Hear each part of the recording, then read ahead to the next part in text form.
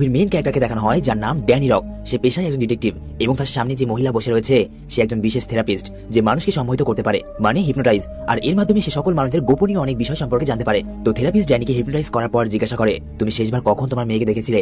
এর উত্তরে ড্যানি তাকে জানায়, আমার মেয়ে পার্কে খেলছিল, আমি তার সামনেই বসেছিলাম, কিন্তু নজর সরাতেই সেকেন্ডের মধ্যে আমার মেয়ে আমার চোখের সামনে থেকে গায়েব হয়ে যায়। আমি তাকে পাগলের মতো এদিক ওদিক খুঁজতে থাকি, কিন্তু আমি তাকে আশেপাশের কোথাও পাইনি। কেউ তাকে আমার চোখের সামনে থেকে তুলে নিয়ে যায়। ড্যানি এইসব কথা ওই থেরাপিস্টকে বলছিল। এরই মাঝে ড্যানি ফোন বেজে ওঠে। ড্যানিকে ফোন করেছে তার এক সহকর্মী এবং তার খুব ভালো একজন বন্ধু যার নাম নিক্স। নিক্স ড্যানিকে ডিউটির জন্য ডাকছিল, আর এই জন্য ড্যানি সেখান থেকে চলে আসে এবং একটা লিফটের মধ্যে উঠে গেলে সে তার ফোনে থাকা মেয়ের ছবি দেখতে থাকে। আসলে তার মেয়েকে কিডন্যাপ করেছিল 18 বছর বয়সী এক যুবক, কিন্তু তাকে গ্রেপ্তার করা হলেও সেই কিডন্যাপিং এর বিষয়ে কোনো কিছুই মনে করতে পারে না এবং এক পর্যায়ে প্রমাণের অভাবে তাকে ছেড়ে দেওয়া হয়। আর এই ব্যাপারটার জন্যই ড্যানি সর্বদাই এক গভীর চিন্তায় মগ্ন থাকতো। ড্যানি বাইরে আসলে দেখতে পায় নিক্স তার জন্য গাড়ি নিয়ে অপেক্ষা করছে এবং সে ড্যানিকে জানায় তাকে একটু আগেই একটা অজানা নাম্বার থেকে ফোন দিয়ে জানানো হয়েছে তাদের শহরে যে ব্যাংকটা রয়েছে দ্য ব্যাংক অফ অস্টিন, সেখানে ডাকাতি হতে চলেছে আর ডাকাতের লক্ষ্য শুধুমাত্র 23 নম্বর লকার চুরি করা।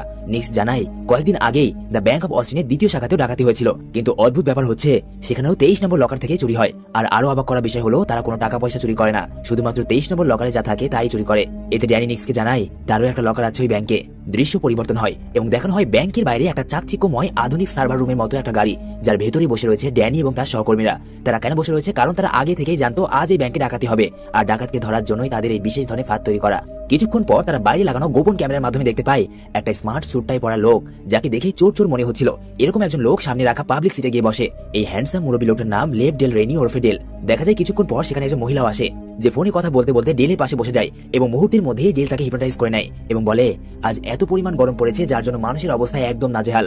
সে বাইরে দাঁড়িয়ে থাকা গার্ডদেরকেও কিছু একটা বলে এন্ড সেখান থেকে চলে যায়। ড্যানি লোকটাকে চলে যেতে দেখলে দ্রুত গাড়ি থেকে বের হয় এবং ব্যাংকের মধ্যে চলে আসে। যদিও নিক্স তাকে এসব করতে নিষেধ করছিল, কিন্তু সে কারো কথাই শোনে না।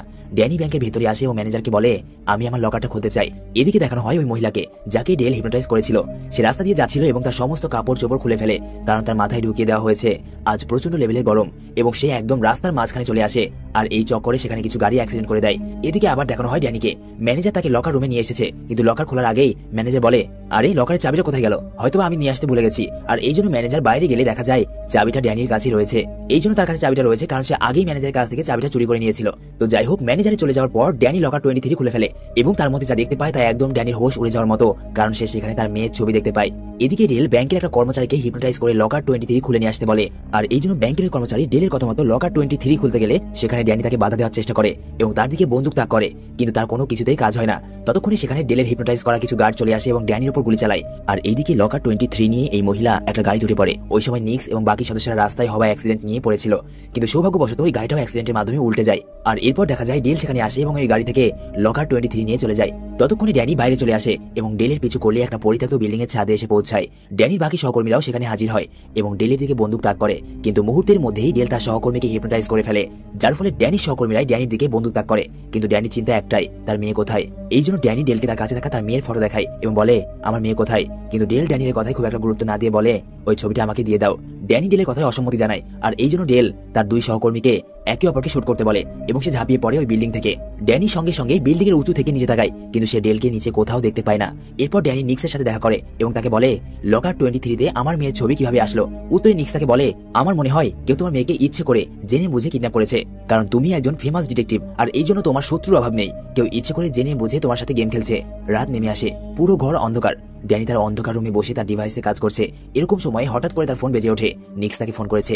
সে তাকে জানায় আমরা জানতে পেরেছি গতদিনের ওই ব্যাংক ডাকাতির খবরটা আমাদেরকে কে দিয়েছিল। এই খবরটা দিয়েছিল একজন মহিলা যে বিভিন্ন জায়গাতে শো করে বেড়ায়। ড্যানি এই কথা শোনা মাত্রই সঙ্গে সঙ্গে ওই মহিলার সাথে দেখা করতে তার দোকানে যায়। ড্যানি সেখানে পৌঁছালে দেখতে পায় ওই মহিলাটি একটা বডি বিল্ডারের চিকিৎসা করছিল। কেমন চিকিৎসা এটা বলতে পারবো না, তবে চিকিৎসা করছিল এটা বাস্তব। এই মহিলার নাম হলো Diana Cruz. But the important thing about this মহিলা সেটা হচ্ছে এই মহিলাও যে কাউকে হিপনোটাইজ করতে পারতো, আর এটা বোঝা যায় তখন যখন সে ওই বডি বিল্ডারকে হিপনোটাইজ করে বাইরে পাঠিয়ে দেয়।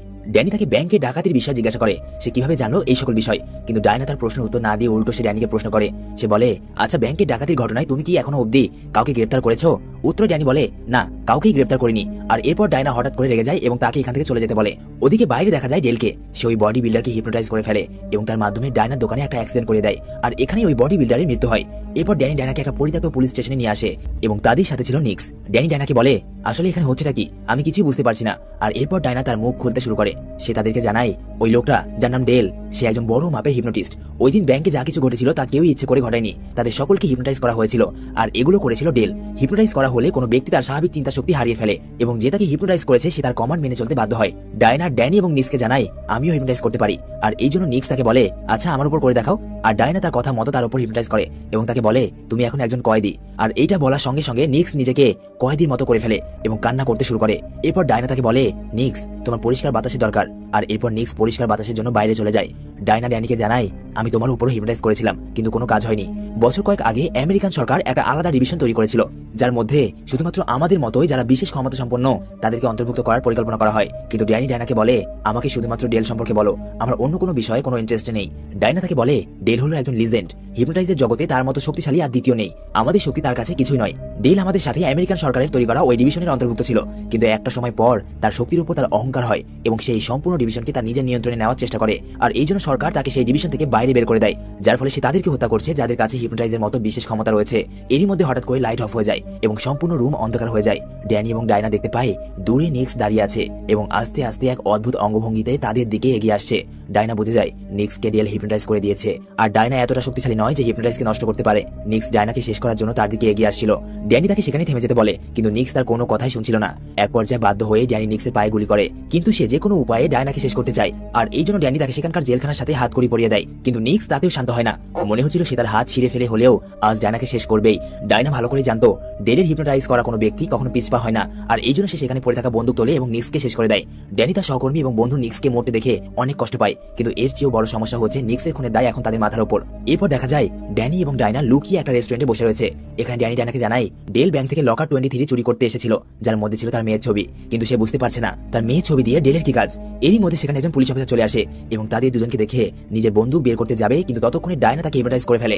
কিছুক্ষণ পর ওই পুলিশ অফিসারকে তার টিম ফোন করলে সে তাদেরকে জানায় ড্যানি এবং ডায়না এখানে নেই, আমার মনে হয় তারা অন্যদিকে গেছে।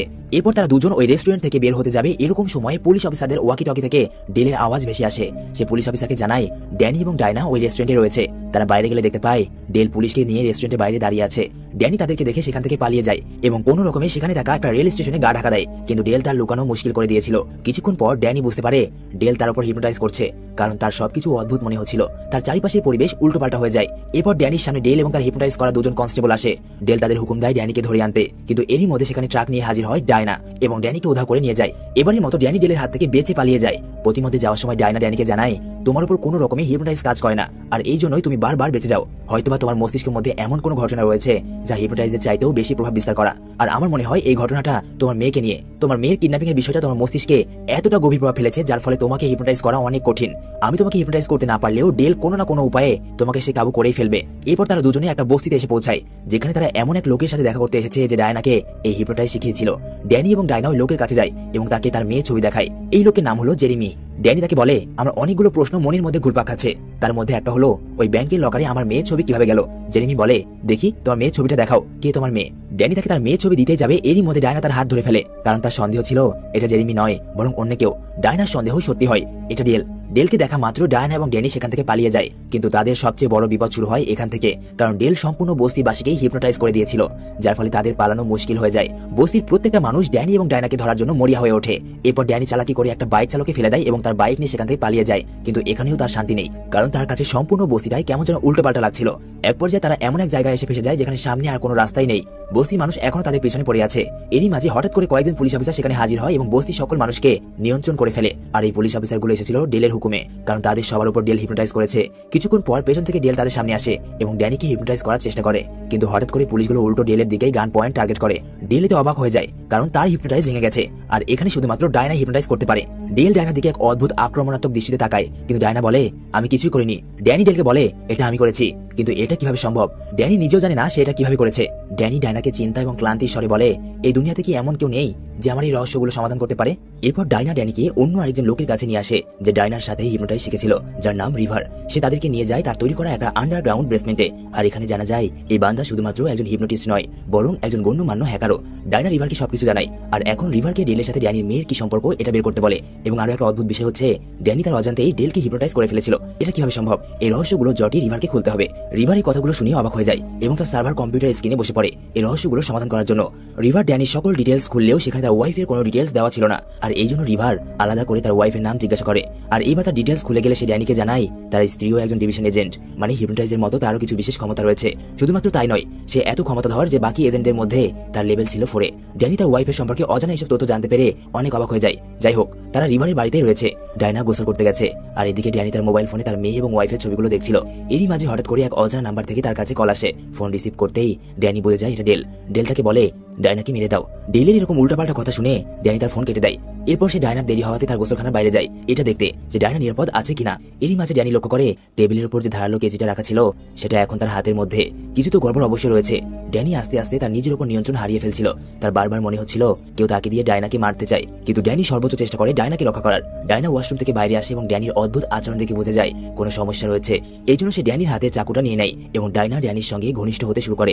এরপর দেখানো হয় মধ্যরাত। হঠাৎ করে ড্যানি চোখ খোলে। এর মানে ড্যানি ঘুমায়নি, বরং সে একটা সুযোগের অপেক্ষায় ছিল। সবাই ঘুমিয়ে আছে। এরকম সময় ড্যানি রিভারের কম্পিউটার ওপেন করে এবং পুনরায় সব তথ্য চেক করে জানতে পারে তার ওয়াইফের নাম ডায়না ক্রুজ, মানে এই ডায়নাই তার ওয়াইফ। সেটা বিশ্বাস করতে পারছিল না, আর এই জন্য এইবার সে তার ফোনটা চেক করলে দেখে তার ফোনেও ডায়নার ছবি রয়েছে। আর এরপর সেই কম্পিউটারে তার মেয়ের নাম সার্চ করলে জানতে পারে তার মেয়ের কাছে এক্সট্রিম হাইপারটনিক এবিলিটি রয়েছে, মানে একটা বিশেষ ধরনের ক্ষমতা রয়েছে। এরই মধ্যে ডায়না সেখানে চলে আসে। ড্যানি তাকে জিজ্ঞাসা করে আমার মেয়ে কোথায়, তোমরা তাকে কোথায় লুকিয়ে রেখেছো? এর উত্তরে ডায়না জানায় আমি নয়, তুমিই তাকে লুকিয়ে রেখেছো। এরপর ড্যানি অতীতের একটা ফ্ল্যাশব্যাক দেখতে পায় যেখানে ড্যানি এবং ডায়না তার মেয়েকে নিয়ে ঝগড়া করছে। আর এটা এই জন্য কারণ সরকার তার মেয়েকে সেই হিপনোটনিক ডিভিশনে অ্যাড করতে চায়, কিন্তু ড্যানি এটা একদমই চায় না, কারণ তার মেয়ে এখনো ছোট। এই জন্য সে তার মেয়েকে কোথাও লুকিয়ে রেখেছে। ড্যানির সাথে এতক্ষণ যা কিছু হয়েছে সবকিছু একটা ধোঁকা। বাস্তবে তো সে সরকারের তৈরি করা সেই ডিভিশনের মধ্যেই রয়েছে এবং ডিভিশনের মেম্বাররা তার সামনে দাঁড়িয়ে আছে। আজ পর্যন্ত তার সাথে যা কিছু হয়েছে এবং সে যাকে যাকে দেখেছে তারা সবাই এই ডিভিশনের সদস্য, সেটা তার বন্ধু নিক্স, ব্যাংকের কর্মচারী অথবা তার সহকর্মী হোক না কেন। আসলে এই সকল পরিকল্পনা ড্যানি অনেক আগেই করেছিল, কারণ সে ভালো করেই জানতো সে তার মেয়েকে লুকিয়ে রাখলেও তারা তাকে হিপনোটাইজ করে তার মেয়েকে খুঁজে নেবে। এই জন্য সে নিজের উপরেই এমন হিপনোটাইজ করেছে যাতে সে নিজেই ভুলে গেছে তার মেয়ে কোথায়। কিছুক্ষণ পর সেখানে ডেল আসে। ডেল হলো এদের লিডার। সে বলে বিগত 4 বছর থেকে তোমার সাথে আমরা এই একই গেম খেলছি, কিন্তু কোনোভাবেই তোমার মুখ থেকে তোমার মেয়ের খোঁজ বের করতে পারিনি। দয়া করে এবার বলে দাও তোমার মেয়ে কোথায়, আমরা তাকে উচ্চ লেভেলের একটা ট্রেনিং দেওয়াবো, যার ফলে সে অনেক বেশি শক্তিশালী হয়ে যাবে। কিন্তু ড্যানি এই কথায় খুব একটা গুরুত্ব না দিয়ে বাইরে চলে যায় এবং দেখতে পাই বাইরে ওই সকল সেটআপ করা যেগুলো ঘটনা ড্যানির সাথে ঘটেছিল। একটু পর ডেলও বাইরে আসে এবং ড্যানিকে বলে এই গেমটা আমি তোমাকে দিয়ে বারবার খেলেছি, কিন্তু তোমার মতো স্ট্রং মস্তিষ্কের মানুষ আমি আজ পর্যন্ত দেখিনি। যখনই আমরা আমাদের কাজ হাসিল করেই ফেলবো এরকম মুহূর্তে তুমি সবকিছু জেনে যাও আর আমাদের পরিকল্পনা আবারও ব্যর্থ হয়ে যায়। এসব কথা শুনে ড্যানি তাদেরকে বলে যদি তোমরা বারবার চেষ্টা করার পরেও আমার মুখ থেকে কথা বের করতে না পারো তাহলে আবারও প্রস্তুত হয়ে যাও, কারণ আমি তো আমার মুখ খুলবো না। এরপর তারা আবারও ড্যানিকে বেহুশ করে দেয় এবং ভেতরে নিয়ে যায়। কিছুক্ষণ পর তার কাছে ডায়না আসে এবং কৌশলে ড্যানিকে তার মেয়ের ব্যাপারে জিজ্ঞাসা করে। ড্যানি একটা মুচকি হাসি দেয় এবং বলে এটা তোমরা কখনোই জানতে পারবে না। এরপর কোনো কিছুতেই কাজ না হলে ড্যানিকে আবারও হিপনোটাইজ করা হয় এবং সবকিছু প্রথম থেকে শুরু হয়। সবকিছুই প্রথমের মতো ঘটছিল, থেরাপিস্টের কাছে যাওয়া, লিফটে ওঠা, এমনকি সেখান থেকে বাইরে আসা। কিন্তু এইবার ড্যানির সবকিছুই মনে ছিল।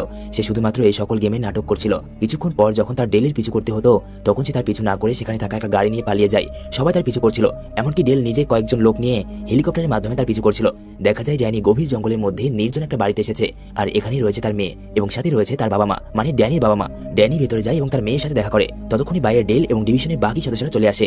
ড্যানির মা বাবা তাদেরকে সেখানে ঢুকতে বাধা দিলে ডায়না তাদের বলে আপনারা এই বিষয়ে কথা না বললেই ভালো হয়। কিন্তু ডেলকে দেখা যায় সে একদম নিস্তব্ধ হয়ে দাঁড়িয়ে আছে এবং তার সদস্যদের ইশারা করে ড্যানির বাবা মাকে শেষ করে দিতে। তার কথা মতো ড্যানির বাবা মাকে গুলি করা হয়। গুলির আওয়াজ শুনে ড্যানি বাইরে আসে এবং ডায়নাকে বলে তুমি কি আসলেই সেই যাকে আমি আমার মন প্রাণ দিয়ে ভালোবেসেছিলাম? তুমি কি আসলেই এইসব আমাদের মেয়েকে শেখাতে চাও? এরই মধ্যে সেখানে হাজির হয় তাদের মেয়ে। তাদের মেয়ের নাম হলো মিনি। এটা মুভিতে বলা হয়নি তাই বলে দিলাম। তার মা তাকে দেখে অনেক খুশি হয়। মিনি তার মাকে বলে তুমি শুধরে যাও, আমি তোমাকে সম্পূর্ণরূপে সাপোর্ট করবো।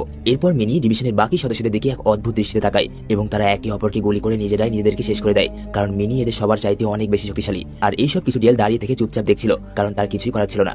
আসলে এইসব কিছু ছিল ড্যানির মাস্টার প্ল্যান। সে এবার ইচ্ছে করে ডিভিশনের সবাইকে এখানে নিয়ে এসেছে যাতে একসাথে সবাইকে শেষ করা যায়। কিছুক্ষণ পর সেখানে ড্যানির বাবা মা আসে। আসলে আগে যাদেরকে মারা হয়েছিল সেটা শুধুমাত্র তাদের চোখের ধোঁকা। এদিকে মিনি তার মায়ের মস্তিষ্ককে তার নিয়ন্ত্রণে নিয়ে নেয় যাতে করে সে এই সব কিছুতে বাধা দিতে না পারে, এবং সর্বশেষ মিনি তার চোখের ইশারায় ডেলকে নিয়ন্ত্রণে নিয়ে নেয় এবং নিজের হাতেই তার মৃত্যু ঘটায়। ডেলির মারা যাওয়ার পরপরই ডায়না ডেলের স্ট্রং হিপনোটাইজ থেকে বের হয়ে যায়। এরপর দেখা যায় ড্যানি, ডায়না, তার মেয়ে মিনি এবং ড্যানির মা সেখান থেকে হেলিকপ্টারে করে চলে যায় এখানে থেকে যায় শুধুমাত্র ড্যানির বাবা। এর পেছনে একটা গভীর রহস্য রয়েছে, সেটা হচ্ছে ড্যানির বাবার রূপে এটা হলো ডেল। ড্যানির বাবাকে অনেক আগেই ডেল মেরে দিয়েছে, আর এরপর ডেল আবারও পিছু করা শুরু করে ড্যানি এবং তার পরিবারের। কিন্তু এর পরবর্তী ঘটনা দেখানোর আগেই এই সাসপেন্সে ভরা মুভি এখানে শেষ হয়ে যায়।